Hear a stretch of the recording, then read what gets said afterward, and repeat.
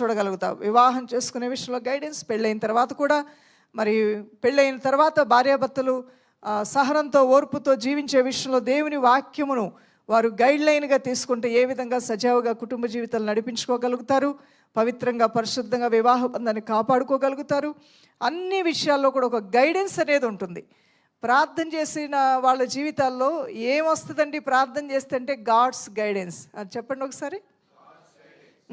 దేవుని యొక్క నడిపింపు అనేది నువ్వు చూడగలుగుతావు. ఒక మ్యాప్ మనం చూస్తే అది మనల్ని గైడ్ చేస్తూ ఉంటుంది. అలానే ప్రభు మనల్ని గైడ్ చేస్తూ మన జీవితాల్లో నడిపించడం ప్రారంభిస్తాడు. ఆయన గైడెన్స్ మనకుంటే మన అడుగు అంతా కూడా మేలులోనే పడుతుంది, ఆశీర్వాదంలోనే ఉంటుంది తప్ప కీడు మాత్రం రాదు.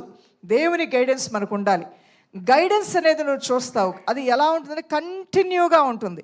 ఎప్పుడూ కూడా ఆ గైడెన్స్ అనేది నువ్వు చూడగలుగుతూనే ఉంటావు. అన్ని విషయాల్లో దేవుని యొక్క గైడెన్స్ అనేది నువ్వు పొందుకోగలుగుతావు. ఆ తర్వాత తృప్తికరమైన జీవితం ఈ భూమి మీద నువ్వు బ్రతకగలుగుతావు. ఆ కంటెంట్మెంట్ అనేది నువ్వు కలిగి ఉంటావు. అసంతృప్తి, ఒక తృప్తి లేని బ్రతుకు అనేది నీ జీవితంలో నువ్వు మర్చిపోతావు.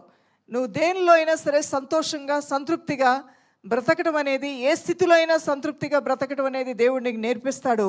నువ్వు తృప్తి కలిగి సుఖముగా నిద్రపోయి ఆనందకరమైన జీవితంలో ముందుకు సాగటానికి కృప పొందుకున్నవాడు అవుతావు. ఆ తర్వాత రిస్టరేషన్ అంటే పోగొట్టుకునే తిరిగి పొందుకోవటం, ఆల్రెడీ మనం చెప్పుకున్నాం. తర్వాత సప్లై, అన్నీ నీకు అనుగ్రహించబడతాయి. God will supply all your needs. ఆయన నిన్ను సాటిస్ఫై చేస్తూ నీ హృదయ ఆనందాన్ని తన హృదయ ఆనందంగా భావించి నీకేది అవసరమో అన్నిటినీ ప్రభు పంపించడం ప్రారంభిస్తాడు. హల్లెలూయా. ఆ సప్లై అనేది చూడగలుగుతావు నువ్వు. ఆ సప్లై అనేది నిన్ను సాటిస్ఫై చేస్తుంది. ఆ తర్వాత ఉపవాస ప్రార్థనలో నువ్వు ఉండటం వల్ల స్ట్రెంగ్త్, బలం అనేది నువ్వు పొందుకుంటావు. అంతరంగంలో నువ్వు బలం పొందుకున్నప్పుడు ఎలాంటి సమస్యనైనా ఎలాంటి శత్రువునైనా ఎదుర్కోవటానికి, ఢీకొట్టడానికి నువ్వు సిద్ధపాటు కలిగిన వ్యక్తిగా ఉంటావు. కాబట్టి నీలో ఉన్న బలమైన సిద్ధపాటు నిన్ను సింహం వలె ధైర్యంగా ఉంచుతుంది. కాబట్టి సునాయాసంగా శత్రువును నువ్వు జయించగలుగుతావు. ఉపవాస ప్రార్థనలో ఉన్నవారు ఆత్మలో బలముగా ఉంటారు. దైవజనమా, బలముగా ఉంటావు. తర్వాత గాడ్స్ ప్రెజెన్స్ అండ్ గ్లోరీ, ఆయన సన్నిధి, ఆయన మహిమ నిన్ను వెంబడించడం నువ్వు చూడగలుగుతావు. హీలింగ్, ఉపవాస ప్రార్థన చేస్తూ ఉండగానే అనేక మంది స్వస్థపరచబడతారు. హల్లెలూయా. మరణకరమైన రోగం నుంచి విడుదల పొందుకుంటారు. అనేకమైన రుగ్మతల నుంచి విడుదల పొందుకుంటారు. ఆ యొక్క రోగములు ఒకవేళ పాపం వలన వచ్చినా శాపం వలన వచ్చినా విడుదల పొందుకుంటారు యేసు నామములో. హీలింగ్ అనేది నువ్వు చూడగలుగుతావు. ఆ తర్వాత నీతి, యథార్థత, పవిత్రత నీ ఇంట్లో తాండవం చేయటం నువ్వు చూడగలుగుతావు. నీ ఇంట్లో అబద్ధాలు ఎప్పుడు కూడా, వీడిని నేను నమ్మలేను, నా ఇంట్లో ఎప్పుడు కూడా అబద్ధాలే చెప్తుంది, నా భార్య అబద్ధాలే చెప్తుంది, నా భర్త అబద్ధాలే చెప్తాడు, నా కోడలు ఎప్పుడు కూడా నిజం నాతో చెప్పదు, ఎందుకు అన్ని అబద్ధాలే చెప్తారు వీళ్ళని మనసులో నువ్వు బాధపడిన రోజులు ఉన్నాయేమో. అబద్ధపాత్మని దేవుడు తీసివేస్తాడు. నీ ఇంట్లో ఉన్నవారి నేను మోసం చేస్తూ వాళ్ళు ఎన్నో విషయాలు నీకు చెప్పకుండా దాచి మోసపూరితమైన స్థితి కలిగి ఉన్నారేమో. ఆ మోసపూరితమైన స్థితి నీ ఇంట్లోంచి పూర్తిగా దేవుడు తీసివేస్తాడు. నీతి, న్యాయములు, పరిశుద్ధత, యథార్థత నీ ఇంట్లో ఏలుబడి చేయటం నువ్వు చూడగలుగుతావు. హల్లెలూయా. అవును ప్రియులరా. ఆ తర్వాత ఆన్సర్డ్ ప్రేయర్స్, నీ ప్రార్థనలు ఇక జవాబు రాలేదు అనేది ఏది ఉండదు, కానీ అన్నిటికీ జవాబులు వస్తాయి. జవాబు ఏదైనా రాలేదు అంటే అది నీకు మేలు కాకపోతేనే దేవుడు నీకు జవాబు ఇవ్వడానికి గ్రహించుకోవాలి. అర్థమైందా నేను చెప్పిన మాట? కొంతమందికి ఈ మాట రుచించట్లా. అలా అనొద్దు పాస్టర్ గారు, అన్నిటికీ జవాబు రావాలని ప్రార్థన చేయండి, అన్నిటికీ జవాబు రావాలని ప్రార్థన చేయండి. అన్నిటికీ జవాబు రావాలని ప్రార్థన చేస్తే అది ఒక్కోసారి నీ కొంప ముంచేస్తుందేమో. నువ్వు అడిగేది మంచిది కాదేమో, అది నువ్వు అడిగేది నీకు నష్టం కలుగు చేసేదేమో. అందుకనే నేను ఎప్పుడూ చెప్తుంటాను, అన్నిటికీ జవాబు ఇవ్వమని నువ్వు అడిగితే అడుగు, కానీ నీ చిత్తమైతేనే దయచేయ ప్రభువా ఇవన్నీ నేను అడుగుతున్నానని దేవుని చిత్తానికి కూడా అప్పగించుకోమని చెప్తూ ఉంటారు.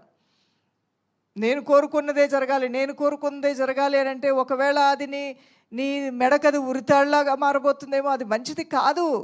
దేవుని దృష్టి దివ్య దృష్టి, అది భూత భవిష్యత్తు వర్తమాన కాలాలను చూస్తుంది. ఏది కీడో ఏది మంచో ఎరిగినవాడు ఆయన దివ్యమైన దృష్టిలో నీ భవిష్యత్తు కనబడుతుంది.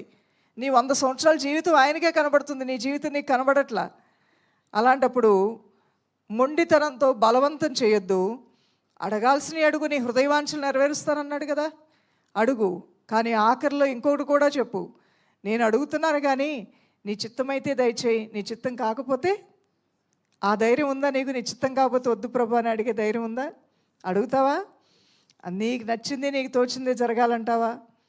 అవును, అడుగు. నీకు నచ్చింది నీకు తోచింది అడుగు. కానీ అది ఒకవేళ అడిగే దేవునితో కూడా చెప్పాలి, అది నాకు మంచిదేనంటారండి, ఈ కోర్సు నేను తీసుకుంటున్నాను, ఈ కోర్సు తీసుకోమంటారా వద్దంటారా, ఈ కాలేజీలో జాయిన్ అవ్వమంటారా వద్దంటారని మనిషిని భలే అడుగుతావు కదా నువ్వు. దేవుని దగ్గరికి వెళ్ళినప్పుడు కూడా అడిగిన తర్వాత ఒక మాట అనొద్దా, ప్రభా ఇవన్నీ నాకు నేను అడిగేని మంచియా కాదా, మంచిది కాకపోతే తీసే ప్రభా, మంచిదైతేనే ఇంటికి పంపించు ప్రభా అన్నావంటే శభాష్ అంటాడు దేవుడు.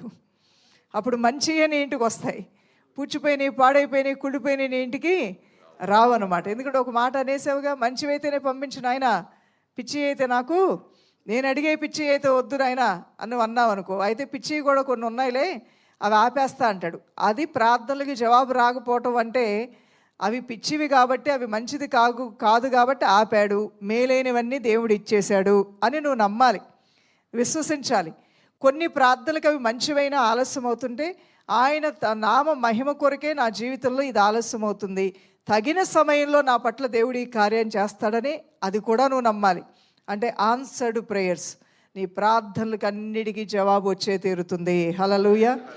ఆఖరిగా దైవజన్మ ఇల్యూమినేషన్ అనగా ప్రకాశిస్తావు నువ్వు అన్ని విషయాల్లో కూడా, అన్ని కోణాల్లో కూడా మరి నువ్వు ప్రకాశించడం ప్రారంభిస్తావు. ఆత్మీయ జీవితాల్లో బాగుంటావు, ఆర్థిక విషయాల్లో బాగుంటావు, కుటుంబ జీవితంలో బాగుంటావు, మరి ఆరోగ్య విషయంలో బాగుంటావు, ఆలోచన విధానంలో బాగుంటావు. అన్ని విషయాల్లో కూడా ప్రకాశింపజేసి నీ దేవుడు నిన్ను పగటి వెలుగు వలె నీ నీతిని ప్రకాశింపజేసి ఆశీర్వదించటం ప్రారంభిస్తాడు. అందువలన మరి ఉపవాస ప్రార్థన మనం చేస్తున్నప్పుడు ఇలాంటి ఎన్నో ఆశీర్వాదాలు దీవెనలు మనకి వస్తూ ఉంటాయి.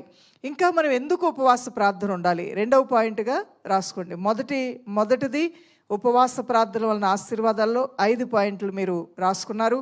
రెండవదిగా ఎందుకు ఉపవాసం ఉండాలి, ఎందుకు ఉపవాస ప్రార్థన చేయాలి? చేశాం కదా పోయిన సంవత్సరం, చేశాం కదా పోయిన నెలలో, అదేమైనా నియమమా? నియమం అని ఎవరు చెప్పారండి?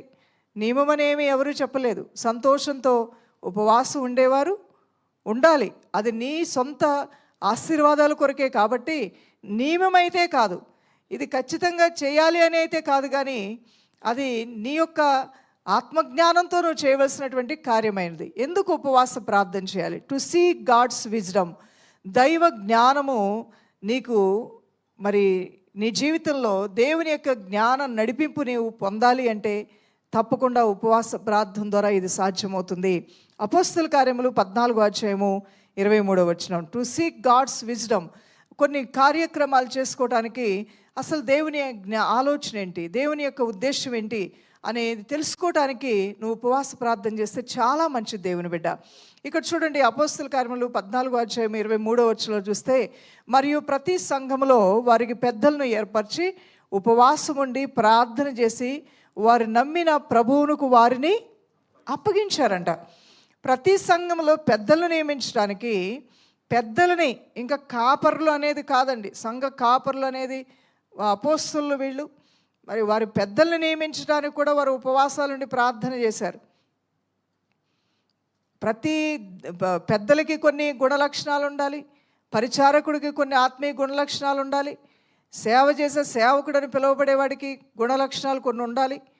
వాళ్ళని దేవుడే ప్రత్యేకపరచుకుంటాడు. ప్రత్యేకపరచబడిన తర్వాత పిచ్చి చేష్టలు చేయకూడదు, పిచ్చి మాటలు మాట్లాడకూడదు, లూజ్ టంగ్ ఉండకూడదు, వీక్ మెంటాలిటీ ఉండకూడదు. నీ నోటి మాట విషయంలో, నీ క్రియల విషయంలో బహుజాగ్రత్త కలిగి ఉండాలి. నువ్వు క్వాలిఫై అయ్యావు ఒక పని చేయటానికి, నువ్వు ఒక క్వాలిఫైడ్ పర్సన్గా భావించి దేవుడు నిన్ను ప్రత్యేకపరచుకున్నప్పుడు పిచ్చాపాటి మాటలతో, పిచ్చి చేష్టలతో విలువ తీసుకోకూడదు. దేవుని ఎదుట, మనుషుల ఎదుట ఆ దేవుడు నీకు ఇచ్చిన విలువని, స్థానాన్ని కాపాడుకొని బ్రతకటం నేర్చుకోవాలి. విలువ తీసుకున్నాడంట సౌలు అనే రాజు. ఎలా విలువ తీసుకున్నాడు? గర్వం ఎక్కువై విలువ తీసుకున్నాడు, అనుభవం ఎక్కువై విలువ తీసుకున్నాడు. ప్రతి దగ్గర వెళ్ళినప్పుడు జయం వచ్చింది కదా, ఇంకేంటి అని ఓవర్ కాన్ఫిడెన్స్తో విలువ తీసుకున్నాడు. ఎవరు ఏ పనులు చేస్తే ఆ పనుల్లో వెళ్ళటం మంచిదని తెలిసినప్పటికీ కూడా ఓవర్ యాక్షన్ అంటారు చూసారు, ఏదో మీ మీ మాటల్లో, మామూలు మాటల్లో అన్నీ నేనే చేస్తాను, అన్నీ నాకే తెలుసు అనుకుంటూ దైవ కార్యంలో వద్దు, తను చేయకుండా కార్యం కూడా చేయటానికి ముందుకు వెళ్ళాడు. మాటని పెడచెవిని పెట్టాడు. ఎందుకు ఇవన్నీ ఇతనిలో ఎక్కువైపోయాయి? ఇతను సౌలు కూడా 40 సంవత్సరాలు పరిపాలన చేశాడు. సమూయేలు కూడా 40 సంవత్సరాలు న్యాయాధిపతిగా ఉన్నాడు. కానీ న్యాయాధిపతిగా ఉన్న సమూయేలు న్యాయాధిపతిగానే ఒక బ్లెస్డ్ లైఫ్ లీడ్ చేశాడు. ఒక ఆశీర్వాదకరమైన జీవితం, ప్రార్థనాపరుడు, కన్నీటి ప్రార్థన చేసేటువంటి వాడు. అభిషిక్తులైన వారిని, సేవకుల్ని, రాజ్యాలకు రాజులు ఎన్నుకోవాలంటే ఈయన ఏడ్చి ప్రార్థన చేసేవాడు. మంచి రాజుని ఇవ్వు ప్రభా, చెడ్డ రాజు వస్తే, భక్తిహీనుడు వస్తే ప్రజలందరినీ పాడు చేస్తాడు. చెడ్డ కాపుర సంఘం అంతటినీ పాడు చేస్తాడు. చెడ్డ నాయకుడు ప్రజలందరికీ కూడా మరి చెడ్డతనాన్ని నేర్పించేస్తుంటాడు. వారు హృదయం నిండుకున్న దాన్ని బట్టి నోరు మాట్లాడుతుంది. అందుకని సమూయేలు ఎన్నో దినాలు ఏడ్చి ప్రార్థన చేసేవాడు. సౌలు ఈ విధంగా అన్ని విధాలుగా మంచిగా ఉండి చివరికి ఆయనలో ఉన్న అనుభవాలు ఎక్కువైపోయి, తలాంతులు ఎక్కువైపోయి, గర్వం ఎక్కువైపోయి, ఇవన్నీ కూడా ఇంకా వినయంగా చేయాల్సింది పోయి అతను విలువ తక్కువగా ప్రవర్తించడం ప్రారంభించినప్పుడు దేవుని సన్నిధిలో సమూయేలు ఏడ్చాడు. ఎందుకు ఇలాంటి వాళ్ళని ఎన్నుకోబడ్డాడు? ప్రభు హృదయానికి ఎంత బాధ కలిగిస్తున్నాడు. దేవుని హృదయానుసారంగా జీవించలేకపోతున్నాడు. ఒక రాజుగా ఎన్నుకోబడటంలో అతనికి ఇవ్వబడిన బాధ్యతను అతను విస్మరించాడు. ఇది దేవుని చేత ఇవ్వబడిన ఆధిపత్యం, నాయకత్వం అనేది మర్చిపోయాడు. తద్వారా ఎంతో నష్టాన్ని దేశానికి, రాజ్యానికి, ప్రజలకి తీసుకురాబోతున్నాడు. ఈ గ్రహింపు ఎందుకు సౌలుకు లేదా అని మనసులో బాధపడ్డాడు. దేవుడు ఎంత బాధపడుతున్నాడో అని ఇంకా ఏడ్చాడంట సమూయేలు. ఇలాంటి వాళ్ళు ఉండటం ఎంత ఆశీర్వాదం అండి, ఎంత ఆశీర్వాదం. ప్రతి ఒక్కరూ కూడా మేము ఎందుకు పిలువబడ్డాం, మనం ఏం చేయడానికి నిర్ణయించబడ్డాం, మన బాధ్యత ఏంటి, దేవుని రాజ్యాన్ని కట్టుట్లో మనందరము నిర్వర్తించవలసిన పాత్ర ఏంటి అనేది మనసులో పెట్టుకొని వెళ్ళినప్పుడు దేవుని సంఘము సురక్షితంగా కాపాడబడుతుంది. హల్లెలూయా. ఎప్పుడైతే అది విస్మరించి స్వార్థపూరితమైనటువంటి ఆలోచనల వైపు, భిన్న అలవాట్ల వైపు మరులుగొల్పబడతారో ఆ నాయకత్వం బలహీనమవుతుంది. అక్కడ ప్రజలు బలహీనమైపోతారు. ఆ స్థితి ఎక్కడా కూడా ఉండకుండా జాగ్రత్త పడాలి దైవజనమా. ఇక్కడ మనం చూసినట్లయితే సంఘంలో పెద్దల్ని ఎన్నుకోవడానికి కూడా ఉపవాసాలుండి ప్రార్థన చేశారంట. అంటే ఒక పెద్ద ఎల్డర్లీ పర్సన్ అనేటువంటి వారు ఎంత భక్తిగా, ఎంత ప్రార్థనతో, ఎంత మంచి ప్రవర్తనతో, ఎంత నోటి మాట విషయంలో, క్రియల విషయంలో బహుజాగ్రత్త కలిగి ఉండాలో. ఉపవాసం ద్వారా ఎన్నుకోబడిన వారు దేవుడు అప్పుడు ప్రేరేపించాడు ఎవరిని ఎన్నుకోవాలా అని. పెద్దలను నియమించారు. మరియు ప్రతి సంఘంలో వారికి పెద్దలను ఏర్పరిచి ఉపవాసం ఉండి ప్రార్థన చేసి వారు నమ్మిన ప్రభువునికి వారిని అప్పగించారు అని రాయబడి ఉంటుంది. అందువలన టు సీక్ గాడ్స్ విజ్డమ్, ఎవరిని ఎన్నుకోవాలి, దేనికి ఎన్నుకోవాలి, ఏ పని చేయాలి, ఏ బిజినెస్ చేయాలి. ఈ బిజినెస్లు చాలా ఉన్నాయి. నేను ఎన్నుకోవాల్సిన బిజినెస్ ఏంటి, నాకు ఏదైతే మంచిగా ఉంటుంది. ఎంతోమంది ఉన్నారు, పెళ్లి సంబంధాలు చాలా వచ్చాయి, కానీ నా కొరకు దేవుడు ఏర్పాటు చేసిన వ్యక్తి ఎవరు? అలాంటప్పుడు ఏం చేయాలని ఉపవాసం ఉండి ప్రార్థన చేస్తే దేవుడు నిన్ను తిన్నగా నడిపిస్తాడు త్రోవలోనికి. తిన్నని త్రోవలోనికి నువ్వు వెళ్తావు, తిన్నని మార్గంలోకి నువ్వు వెళ్తావు. అది నీకు ఎంతో సంతుష్టిని, ఆనందాన్ని ఇస్తుంది. నువ్వు బాధపడిన అవస్థత నీకు రాదు జీవితంలో. అందుకనే ప్రియులారా, అనేకమైనటువంటి మల్టిపుల్ ఆపర్చునిటీస్ నీ ముందున్నప్పుడు, అవకాశాలు నీ ముందున్నప్పుడు, అనేకమైనటువంటి ఇరుకులు, సమస్యలను చుట్టూ ఉన్నప్పుడు ఇలా ఉపవాస ప్రార్థన చేసి దీని నుంచి ఎలా బయటపడాలి, అలానే నేను దీనిలో దేన్ని తీసుకోవాలి, దేన్ని తీసుకోకూడదు, I need your guidance, I need your wisdom. దేవా నీ యొక్క నడిపింపు కావాలి, నీ జ్ఞానం కావాలి అని కోరుకున్నప్పుడు దేవుని ప్రజలు పరిశుద్ధ బైబిల్ గ్రంథంలో ఉపవాసాలుండి ప్రార్థన చేయగా పరిశుద్ధమైన దేవుడే వారిని ప్రేరేపించి నడిపించగా అక్కడ అద్భుతాలు జరిగాయి. దైవజనమా, ఎందుకు ఉపవాసం ఉండాలి? To seek God's wisdom and guidance. రాసుకోండి ఇక్కడ వచనాలు. అపోస్తుల కార్యములు 14:23. రెండవదిగా టు షో గ్రీఫ్, మరి తమ వేదనలు చెప్పుకోవటానికి, పశ్చాత్తాపడటానికి, తమ పాపాలు ఒప్పుకోవటానికి, తాము ఎంత పాపము చేసి, ఎంత కీడు చేసి, ఎంతగా దేవుని హృదయాన్ని దుఃఖపరిచి ప్రభువులోంచి వారు తప్పిపోయి దేవుని యొక్క కాపుదలను పోగొట్టుకున్నామో తెలియజేయటానికి, పశ్చాత్తాపడటానికి, వేదన పడటానికి వారు ఉపవాసం ఉండి ప్రార్థన చేయొచ్చు.